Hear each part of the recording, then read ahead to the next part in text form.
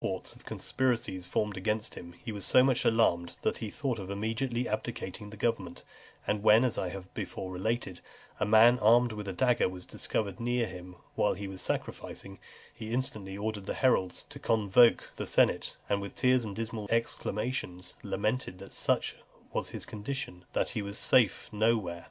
and for a long time afterwards he abstained from appearing in public. He smothered his ardent love for Messalina,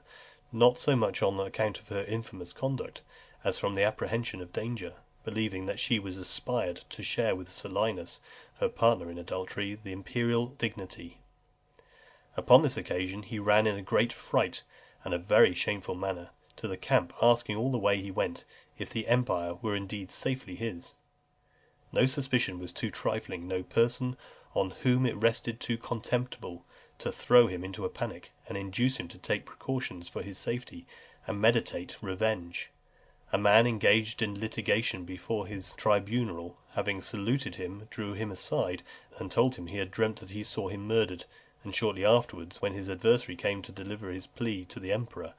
the plaintiff pretended to have discovered the murderer, pointed to him as the man he had seen in his dream, whereupon, as if he had been taken in the act, he was hurried away to execution. We are informed that Appius Silenus was got rid of in the same manner, by the contrivance betwixt Messalina and Narcissus, in which they had their several parts assigned to them. Narcissus therefore burst into his lord's chamber before the daylight, apparently in great fright, and told him that he had dreamt that Appius Silenus had murdered him. The empress, upon this, affecting great surprise, declared that she had the like dream for several nights successively. Presently afterwards, word was brought, as it had been agreed on, that Appius was come, he having indeed received orders the preceding day to be there at that time, and as if the truth of the dream was sufficiently confirmed by his appearance at that juncture, he was immediately ordered to be prosecuted and put to death. The day following, Claudius related the whole affair to the Senate, and acknowledged his great obligation to his freed men for watching over him, even in his sleep. Sensible of his being subject to passions and resentment, he excused himself in both instances by the proclamation assuring the public that the former should be short and harmless, the latter never without good cause. After severely reprimanding the people of Ostia for not sending some boats to meet him upon his entering the mouth of the Tiber, in terms which might expose them to public resentment, he wrote to Rome that he had been treated as a private person, yet immediately afterwards he pardoned them, and that in a way which had appearance of making them satisfaction, or begging pardon for some injury he had done them. Some people who addressed him unseasonably in public he pushed away with his own hand. He likewise banished a person who had been secretary to a quaestor, and even a senator who had filled the office of praetor, without hearing, and although they were innocent, the former only because he had treated him with rudeness while he was in a private station, the other because in his aedileship he had fined some tenants of his for selling cooked victuals contrary to the law, and ordered his steward, who interfered, to be whipped. On this account, likewise, he took from the aediles the jurisdiction they had over cooks' shops.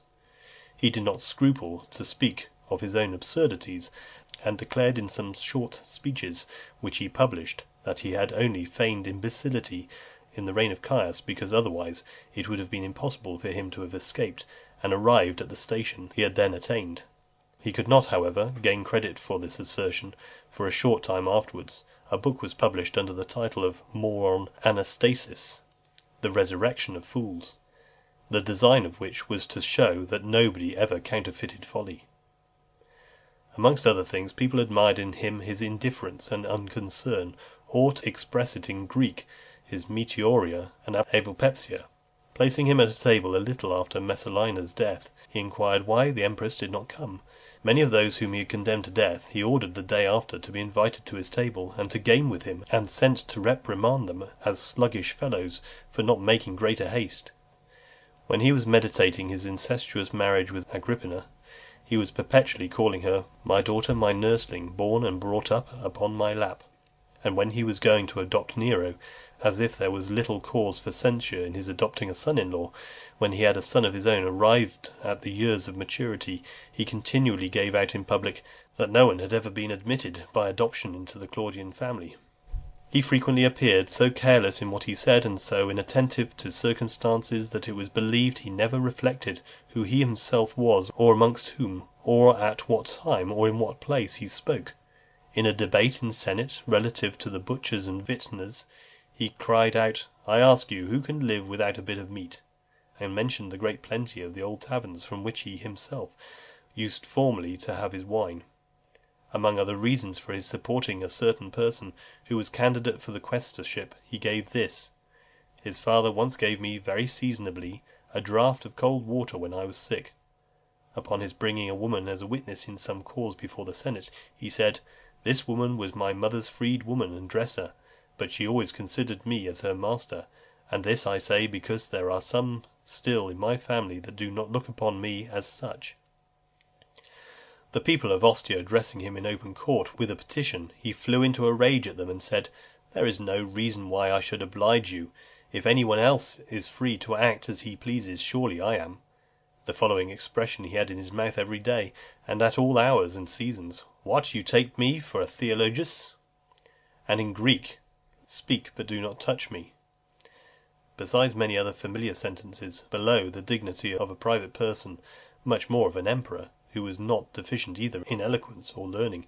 as having applied himself very closely to the liberal sciences.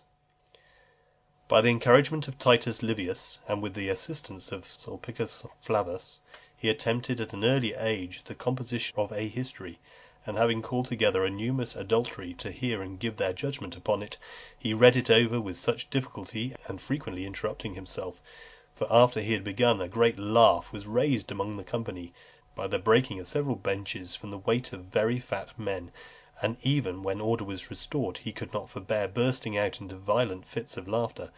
at the remembrance of the accident. After he became emperor, likewise, he wrote several things which he was careful to have recited to his friends by a reader. He commenced his history from the death of the dictator Caesar, but afterwards he took a later period, and began at the conclusion of the civil wars, because he found he could not speak with freedom and due regard to truth concerning the former period, having been often taken to task both by his mother and grandmother. Of the earlier history he left only 2 books, but of the latter 1 and 40. He compiled likewise the history of his own life in 8 books, full of absurdities, but in no bad style. Also a defence of Cicero against the books of Asinius Gallus, which exhibited a considerable degree of learning. He besides invented 3 new letters, and added them to the former alphabet, as highly necessary. He published a book to recommend them while he was yet only a private person, but on his elevation to imperial power he had little difficulty in introducing them into common use, and these letters are still extant in a variety of books, registers, and inscriptions upon buildings. He applied himself with no less attention to the study of Grecian literature, asserting upon all occasions his love of that language, and its surpassed excellency. A stranger once holding a discourse, both in Greek and Latin, he addressed him thus: "Since you are skilled in both our tongues, and recommended Achaia to the favour of the Senate," he said, "I have a particular attachment to that province on account of our common studies."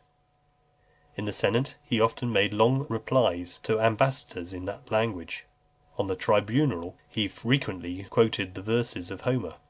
When at any time he had taken vengeance on an enemy or a conspirator, he scarcely ever gave to the tribunal on guard, who according to the custom came for the word, any other than this: "Andra epinasti ot tis proterus shalpani." "'Tis time to strike when wrong demands the blow."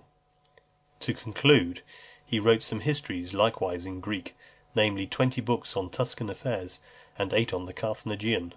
in consequence of which another museum was founded at Alexandria in addition to the old one, and called after his name, and it was ordered that upon certain days in every year his Tuscan history should be read over in one of these, and his Carthaginian in another, as in a school, each history being read through by persons who took it in turn. Towards the close of his life he gave some manifest indications that he repented of his marriage with Agrippina, and his adoption of Nero. For some of his freed men, noticing with approbation his having condemned the day before a woman accused of adultery, he remarked, "It has been my misfortune to have wives who have been unfaithful to my bed, but they did not escape punishment. Often, when he happened to meet Britannia,